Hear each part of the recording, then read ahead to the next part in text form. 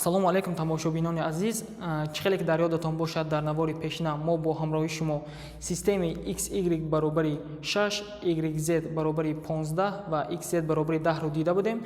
Ин навбат мо тасмим гирифтем бо ҳамроҳи шумо як интегралро ҳал карда бароем. Яъне интеграл чунин намуд дорад.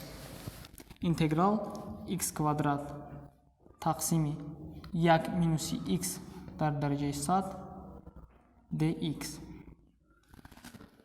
Чихеле ки шумо мебинед функсияи зеринтегралӣ яъне дар дараҷаи 100 аст. Барои ҳал кардани интеграли зерин мо усули гузоришро истифода мебарем, яъне баробар 1 минуси x-ро бо t ишора мекунем. 1 минуси x баробари t.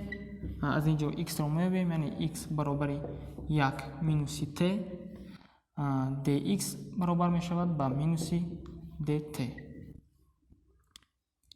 Акнун гузоришҳои кардамонро дар интеграл мегузорем. Интеграл ба ҷои қимати x 1 минуси t, яъне 1 минуси t дар квадрат, аз сабабе ки дар дараҷаи x квадрат истодааст, тақсими ба ҷои 1 минуси x қимати t-ро мегузорем, яъне t дар дараҷаи 100. ба ҷои dx бошад, қимати минуси dt-ро мегузорем. Аз сабаби оне ки дар пеши dt аломати манфӣ истодааст, якбора аломати манфиро аз зери интеграл мебарорем, яъне минус аз ин ҷо dt баробар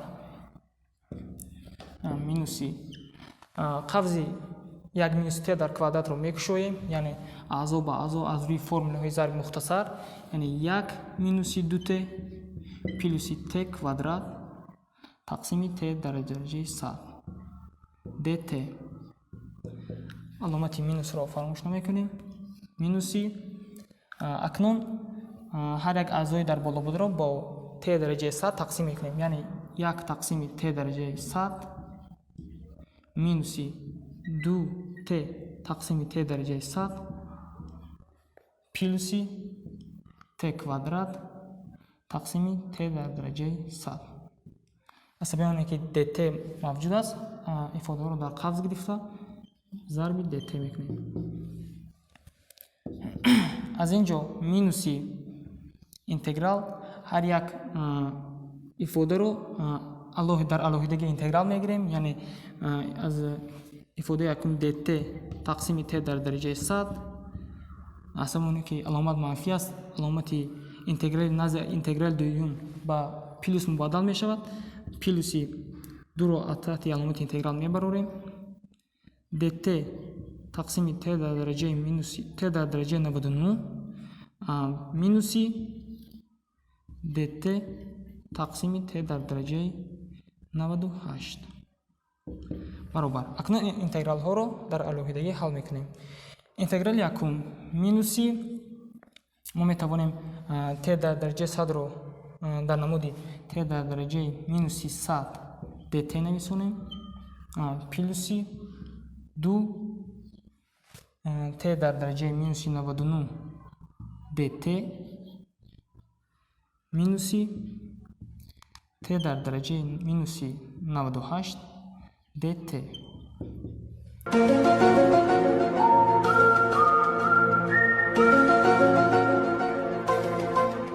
акнун қавсҳоро кушода интегралҳоро дар алоҳидагӣ ҳисоб мекунем. баробар минуси dt тақсими t дараҷаи 100 плюси интеграл якбора 2ро аз таҳти аломати интеграл мебарорем. 2 мешавад t dt тақсими t дар дараҷаи 100 плюси интеграл t квадрат dt тақсими t дар дараҷаи 100. акнун барои хотири ба як t омадан t-ҳоро ихтисор мекунем, яъне ки минуси dt дар дараҷаи dt тақсими t дараҷаи 100 плюси 2 dt тақсими t дараҷаи 99 плюси dt тақсими t дар дараҷаи 98 баробар. аз сабаби оне ки интегралҳои ҷадвалӣ ҳастанд, ҳалли онҳоро мо якбора менависонем. минуси интеграли якум мешавад t т дар дараҷаи минуси 99 тақсими минуси 99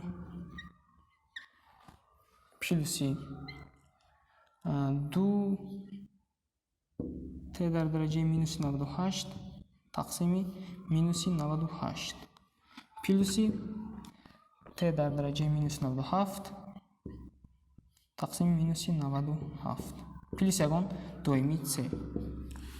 аз инҷо мо аломати минусро бо аломати минуси дар пеш буда аломати плюс мешавад, яъне ки мо ҳосил мекунем 1 тақсими 99 т дар дараҷаи 99 минуси 2ро бо 98 ихтисор мекунем, яъне ки барои 1 та 98 49 та мо менисонем минуси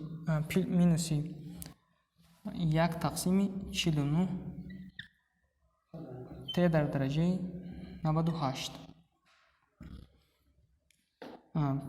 минуси 1 тақсими 97 т дар дараҷаи 97 плюс ягон доими с.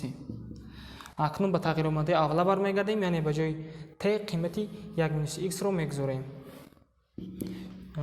аз инҷо ҳосил мекунем 1 тақсими 99 1 минуси x дар дараҷаи 99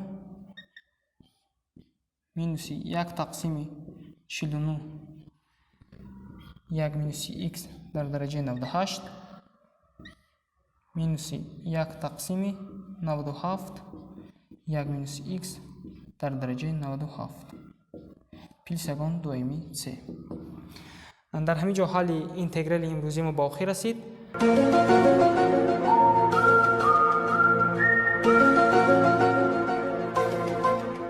агар оиди ҳалли ин мисол ягон фикру ақида ва ё роҳҳои дигарро медонед, шумо метавонед онҳоро дар комментария нависонед.